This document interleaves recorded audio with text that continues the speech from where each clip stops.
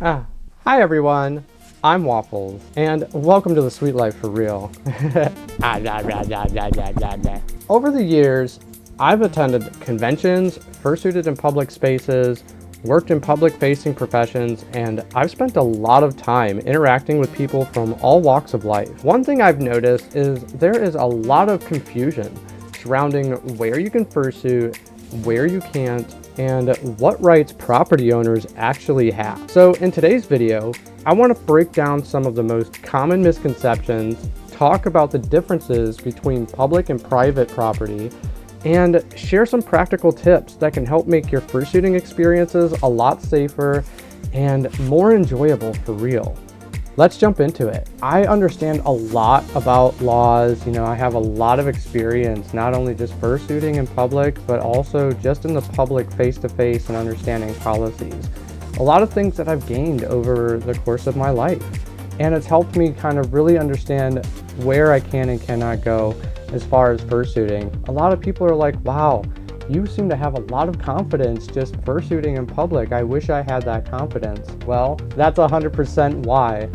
A very popular question that always pops up amongst my friends, and especially other fursuiters who are rather new to fursuiting, or even experienced fursuiters who may not really know, can I fursuit here? So let me break it down to you.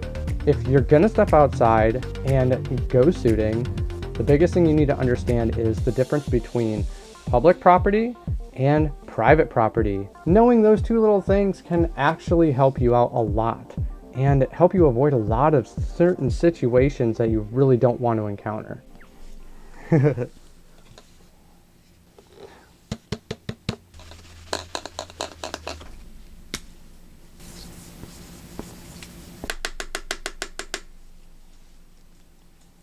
So, public property versus private property. What is the difference? It's pretty simple. Public property typically pertains to things like parks, public sidewalks, and certain public spaces, which generally give you more freedom, but you obviously still have to follow local law. Private property usually pertains to, but is not limited to, restaurants, stores, entertainment venues, and also shopping malls. That last one actually might be a shocker because not a whole lot of people really understand that. When it comes to private property, owners of that specific property can usually ask you to leave, even if you're not breaking the law or feel like you're really doing anything wrong. It is that owner's choice and you have to abide by it. Otherwise, you could face legal obligations or repercussions, such as having local law enforcement called on you, or even given a citation or a trespassing charge. And that's the last thing we want to encounter when we're just trying to walk around and be our fuzzy selves. Nobody wants that bad juju. No. Terrible. So let's dive into public property. One of the biggest misconceptions I see is the idea that if something is open to the public, it's automatically public property. That's not always the case. When people hear public, they often think shopping malls, restaurants, movie theaters, convention centers, and retail stores. While these places are generally open for the public to visit, most of them are privately owned.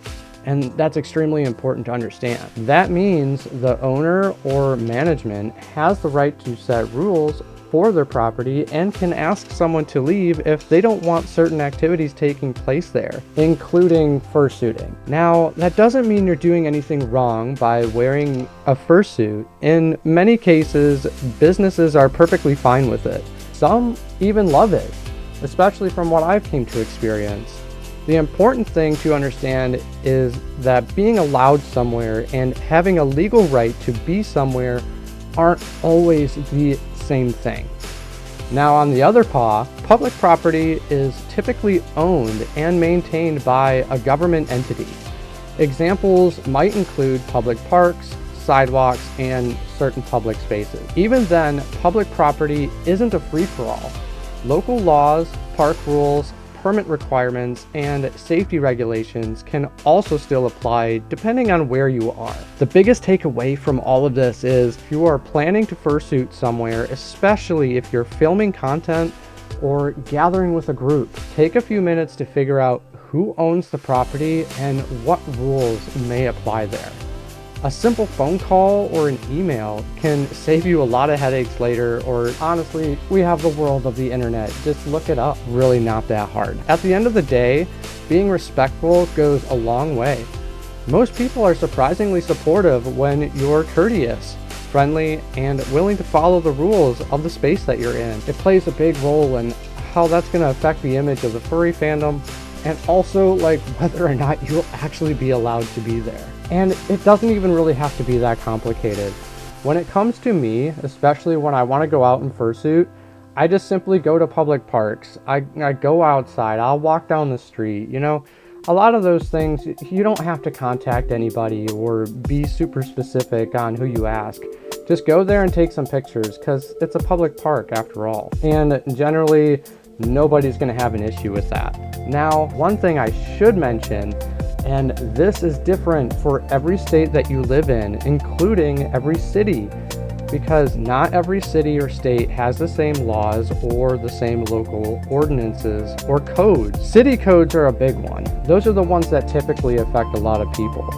If it's written in the city code or even in the state law that face masks or face coverings are not allowed in the general public, then that does give, unfortunately, law enforcement the ability to stop you and say, hey, you need to take that off. Generally, that's not going to be an issue because, I mean, come on, it's clearly a costume.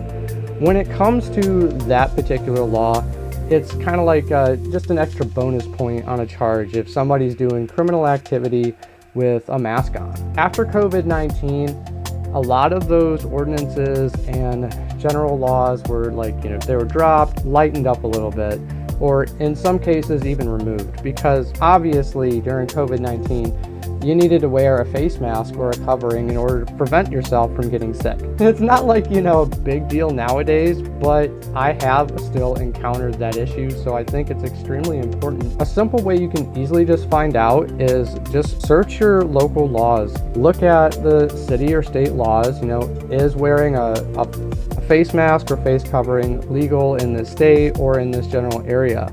It may either be written in state law or it may be written in city code ordinances, okay? There is a difference between those two. City codes generally just apply to the city. They change for each city you go into. State laws are in the entire state. If it's a state law, it doesn't matter where you go. It's going to be illegal or it's going to be a reason for law enforcement to stop you. City code in general is one of the ones that I've encountered to be the biggest issue. Generally, as in my experiences, you shouldn't have too many issues with that. But I have fursuited out in public a lot, and I've been in a lot of different places. The amount of times I've gotten out and I've actually went out in public fursuited, I have encountered these problems with law enforcement in general, especially with my recent trip to Gatlinburg, Tennessee, where the entire time was an amazing time.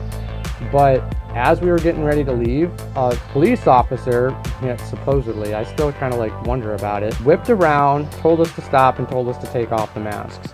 And this was in the city of Gatlinburg, Tennessee. It's a pretty popular tourist destination.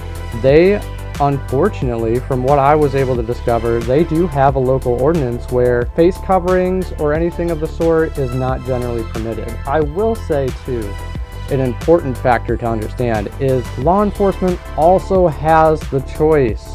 They have the choice to pick and choose certain laws that they enforce.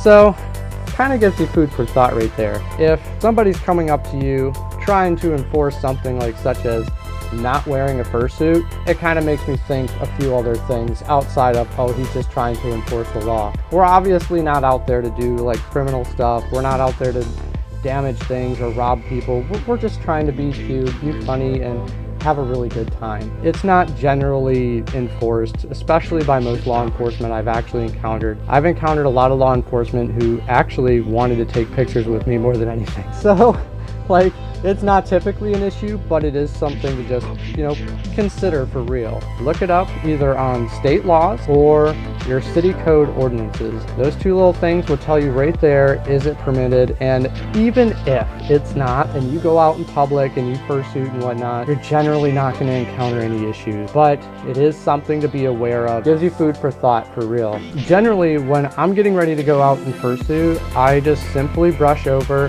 where I plan to go.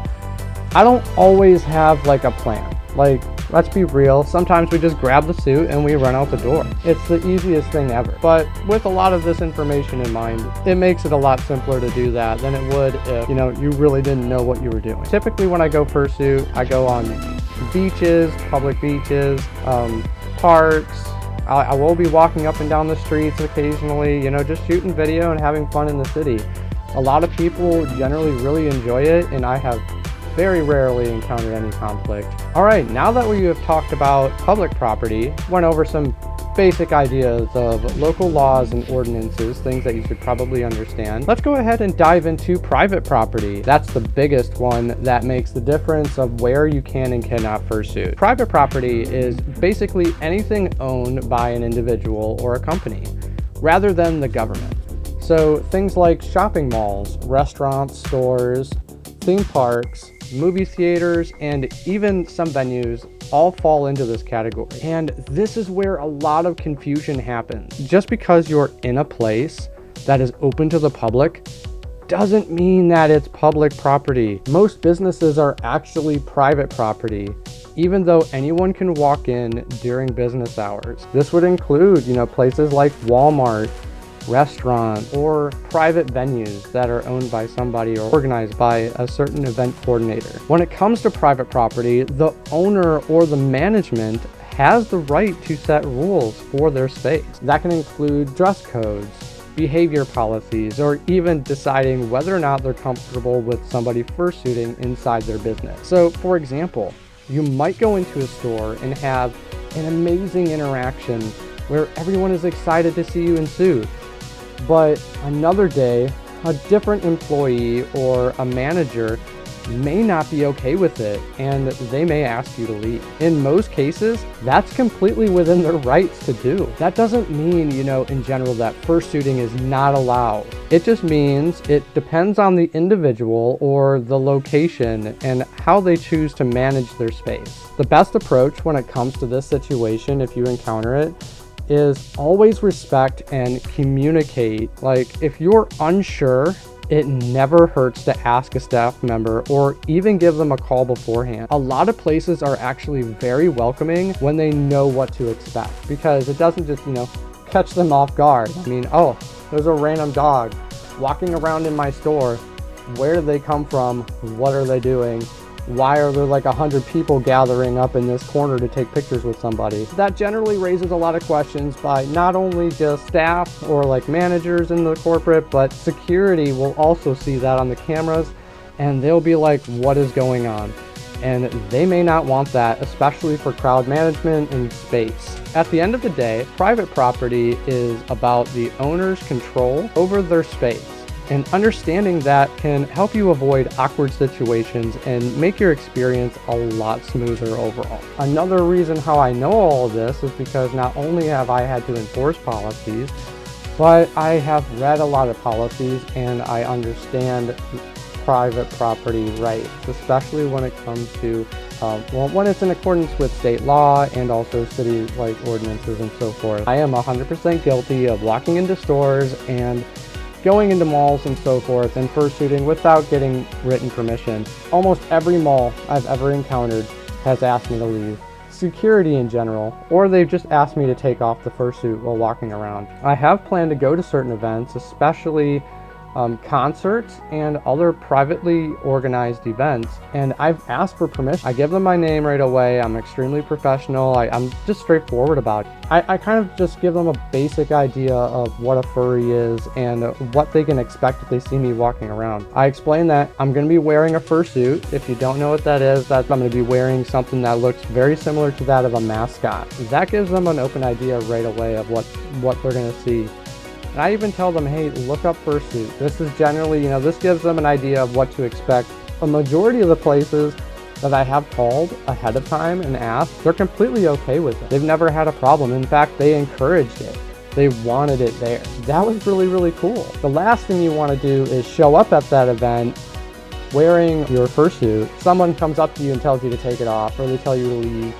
And it's not only embarrassing, but it's just extremely awkward. And now you're kind of walking away with your tail in between your legs, and you're like, huh, dang, I just kind of missed out on this great opportunity to take pictures or do things at this event that I really wanted to go to. And now you have to try to figure out what your next plan is. That can all be entirely avoided. Oh, and also be sure that if you do reach out to somebody and you do get permission, collect their name or have them send you an email or a written statement, something that basically proves that you reached out to that event coordinator or that management and they gave you permission to go into that space and fursuit. If you don't have that and you show up and you encounter security, some of them may be immediately hesitant to even let you in, especially if you don't have proof, because they don't always get that information. It's extremely hard to just share that, especially as an event coordinator. Oh hey, by the way, if anybody shows up in a big fluffy fursuit, let them in.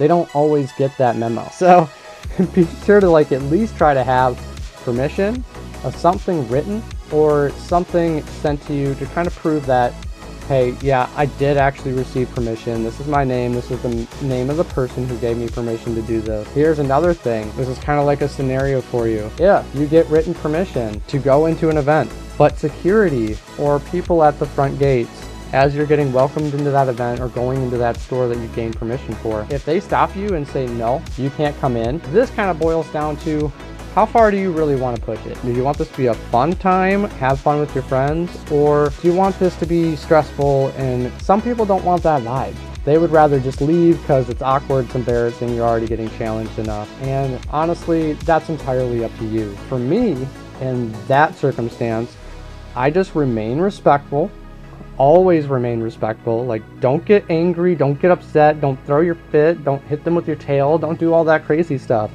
Because in the end, that just makes you look really bad, and they'll probably just ban you from the event anyway, or that place. Because not only did you kind of just really embarrass yourself, but you made them entirely uncomfortable in this fursuit. And that is the biggest thing we really want to avoid. Simply just remain professional, be nice, be courteous and understanding of that individual, and say, hey, I have written permission from so-and-so. This is my proof. If you have it, of course. If they still say no, let's say it's just a general employee or a general staff member, ask for their higher up. I'm not saying be a Karen. I want to talk to your manager. In a way, yes, but it all really just boils down to how far you really want to push that. And if there's a giant line for you right behind you or something at an event, it might be best to consider stepping off to the side and just waiting for somebody else to arrive. So that way they can allow other people to come through while they're trying to figure out your situation. I have encountered that issue before. I did get stopped. People were hesitant. They didn't know whether they should or should not let me in, even based on my written proof. And I simply just said, hey, we got the written proof. It's right here. Can I talk to somebody that may actually understand or know exactly what to do? They did. Management came down. They saw it. They understood right away. Sometimes, in some circumstances, I was actually greeted by the very person I communicated with, and they were like, oh yeah, no, this is totally fine. You can come right on in, have fun. And boom, the problem was solved. It didn't have to be super stressful. You didn't have to get super elevated and get angry. They just had to simply figure out, is this okay or is this not okay? Most event staff that are working events, they just don't want to get in trouble.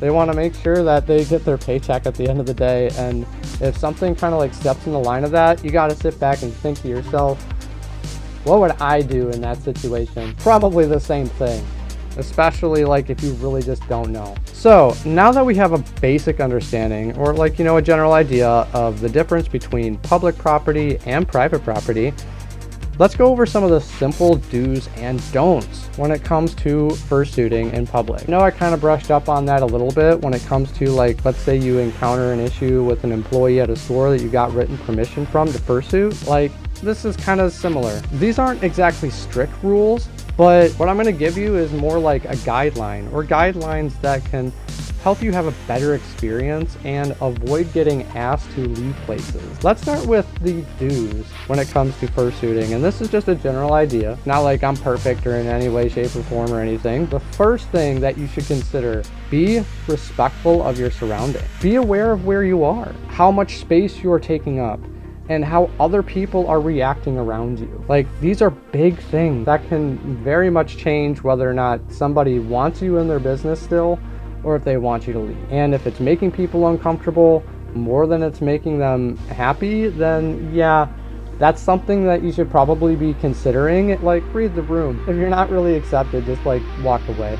Every fursuit has different visibility levels, you know? Like, for example, my fursuit, I have really big eyeballs. My visibility in this suit is not too bad. It is limited down to this one little bubble. Only thing I can really see is out here. That's something to consider, so you don't, like, you know, accidentally run somebody over. Biggest thing to consider is like how much space is in the place that you're actually fursuiting. Is it a super thick thrift store where there's a lot of glass objects and stuff on walls and the hallways are super narrow? I would probably see that situation, take a step back and be like, no, this is a liability at best. My tail's gonna hit one thing and knock over an $18,000 chandelier or something. That's the last thing that we wanna do, especially if we're in fursuit, because now that's gonna just open up a whole bunch of other problems for you, and you're not gonna really be able to walk away with that without either spending the money, or it's gonna make a situation very sticky. So we gotta try to avoid that the best we can. I try to pick areas that are generally open and spacious, and I also try to avoid places that are extremely crowded or full of people. If I'm in an event, something such as like a concert, I try to keep aware of my surroundings. Concerts, for example, I recently went to a Baby No Money concert, and they were very accepting of the fursuits. It was an amazing time. I had so much fun. I went with two of my friends, Milo and Xylo. We had a great time. While I was in the event, I looked around and I understood that my head is absolutely ginormous. There wasn't anybody really around wearing a fursuit head. I was kind of in the middle and off to the side, where there were still plenty of people behind me and the floor was flat. The people behind me couldn't really see anything over my head because, like, I was just blocking their entire view. That's gonna frustrate some people. They just paid money to get into an event and your entirely huge head is blocking everything. I would get upset too. What I did is I did just suck it up. I took off my head and I kept it on my side, and occasionally I would raise it up. I would bob it up and down, you know, have fun with it. And I would also step off to the side. If people ask me to take pictures, stay out of the way of people so they can actually see the event. Also, just kind of be aware of everybody around you too, so you don't accidentally like bump somebody or hit somebody in the head with your fursuit head. That can also, you know, be frustrating and annoying to some people. With that being said, I avoided a lot of issues and everybody really loved just seeing the fursuit head. Take something like a balaclava, a face covering that you can kind of hide your face if you don't want people seeing your face and being like, oh, that's what the furry looks like underneath. That's going to save you from a lot of trouble, especially if you're walking up and down the streets just carrying your fursuit head because it's too hot. Let's be honest, after fursuiting, especially in hot weather, we don't always look our best when we take off our heads. So having something like a balaclava to just at least cover your face will solve so many of those problems if somebody just takes a picture of you standing off on the street. So you don't have to worry about that becoming a big issue. All right, now that I covered that first part, the second thing to understand is, please keep your interactions positive and light. A lot of people really enjoy seeing fursuits, especially in safe, appropriate environments. So being friendly goes a really long way. And I understand, you know, not all of us are very talkative. It's okay, you can be mute and be cute and just kind of carry the mascot vibe where you just make some simple movements, take a picture with some people. It also helps if you have a handler or somebody walking with you that can answer questions and also just generally guide you around. I'm a talker. I don't mind talking in my fursuit. I go above and beyond sometimes. So I'll answer questions. You get encountered with a lot of really off the wall kind of questions when you're fursuiting, especially in public places. Sometimes you'll get tested by younger people who don't really understand the fandom. People who are genuinely interested will just ask questions. Whenever I get approached by somebody, I'll take a step back, I'll listen to what they ask. Sometimes I'll repeat what they ask just to make sure I got it, completely understand. I want to understand their question more than anything. And you can't always hear everything going on in the fursuit. I'll think of my best response. Majority of the time when people are asking me questions, it's pretty basic. Hey, what is this? Why are you wearing this? What brings this out here? They just genuinely want to know because they're curious. In fact, they may also be curious about the furry fandom or be just interested in furries in general. And this entire interaction can change their entire look on furries, moving forward. It's honestly like a make or break situation for somebody. If an interaction with a furry is extremely positive, they're very likely to have a positive take on furries. Let's say you're snobby and you just I don't want to talk to you. Somebody's going to probably look at that and be like, wow, that furry is a jerk. All furries are jerks. A good takeaway from this is when you're putting on a fursuit, you're not just representing yourself or wearing a fursuit and being silly. You are representing the furry fandom.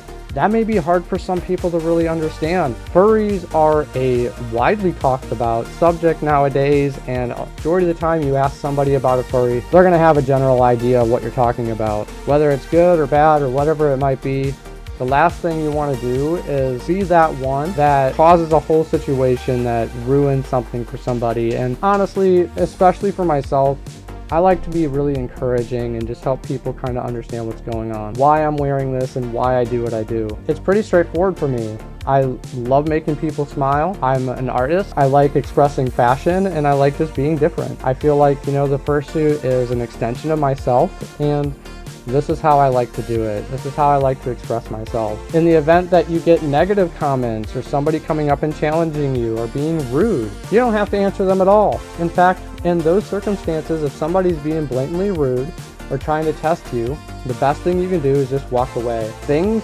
escalate from there. They follow you, they try to touch you, they try to do anything. I would personally take off my suit and tell them to leave. If it escalates from there, we all know what to do. Just call the police.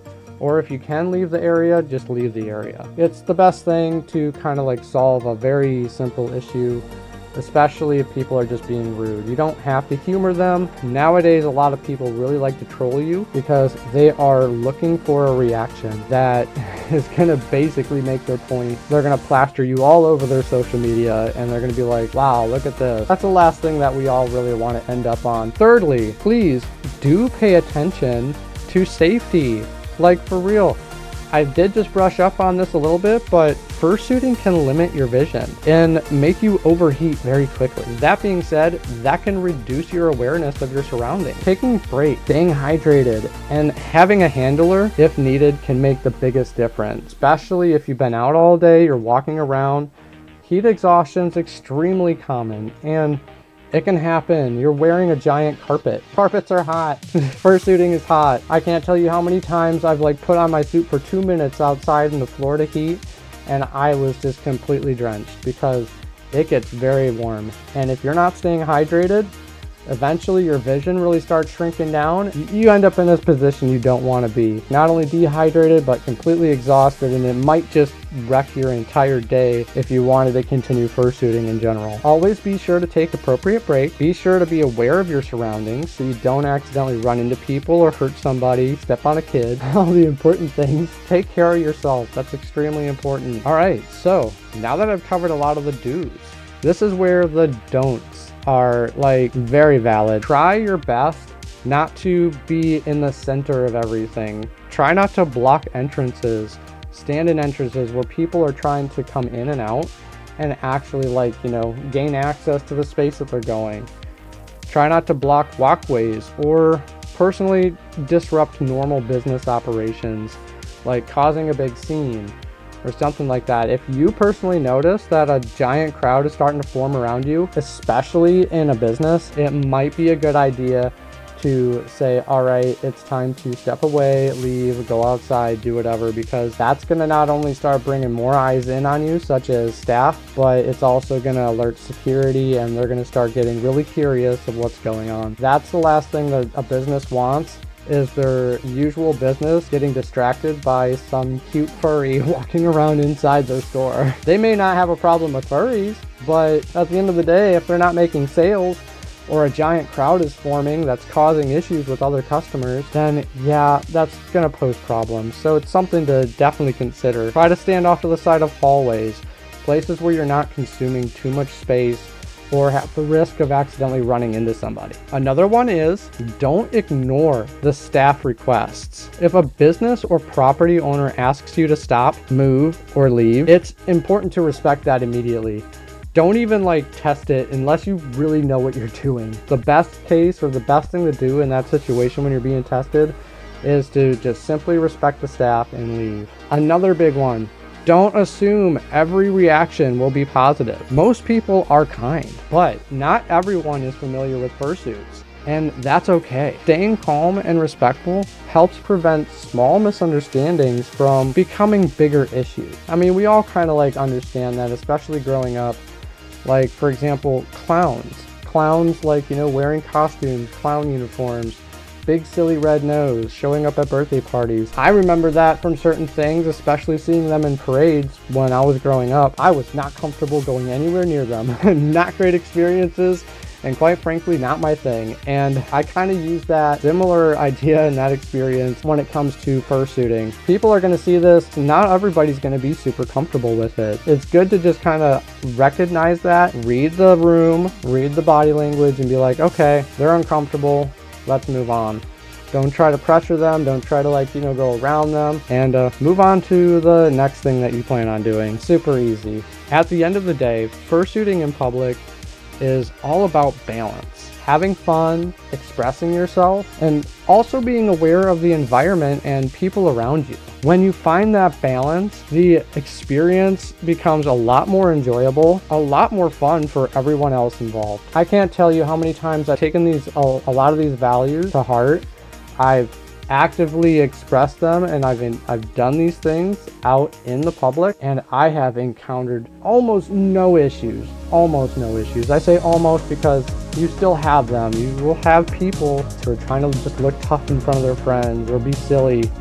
They'll say really silly things, or they'll try to discourage you or be rude. Just sit there, be nice despite what they're saying. Majority of people I've encountered, they've always asked permission to take pictures, or if they could do something such as squeeze my nose. My nose makes funny noises. When I'm talking to people, I generally just do it without thinking. And that immediately gains their attention, and they're like, ooh, I want to squeeze your nose. You got to pick and choose whether or not you're okay with that. It all boils down to your level of comfortability. Just recognizing and reading a situation when it's in front of you. If people are being rude, walk away. If people are being nice, encourage it, stick with it, and just, carry on your day. Super easy, and you'll have a really good time, especially when you just kind of consider all of those things. At the end of the day, fursuiting in public really comes down to a few simple things. Understanding your environment, respecting the people around you and the spaces around you, and being aware of how your actions represent both you and the community. One bad reaction can change everything. One great and positive reaction can also change everything. Something to really be aware of. Most situations aren't as complicated as they can seem online. A lot of it is just common sense, communication, and respect. And honestly, most of the experiences I've had been very positive. People are often more curious, kind, and welcoming than you actually might expect, especially when you approach things in a calm and friendly way. I think that's something really worth remembering, not just in fursuiting, but just in general. If you're new to fursuiting or thinking about trying it, I hope personally that this video helps clear up some of the confusion and gave you a better idea of what to expect out in the real world when it comes to fursuiting. And if you've been doing this for a while, Maybe this is just a good little reminder of the basics we all tend to forget sometimes. Either way, thank you all so much for watching. That pretty much wraps up the majority of my video. I hope that I covered enough on the basics and the understandings of public property and private property, and just a general understanding of things to be aware of while you're fursuiting out in public that can make the difference between the two. My name is Waffle, and it's a sweet life for real. I hope to see you in the next adventure. Bye!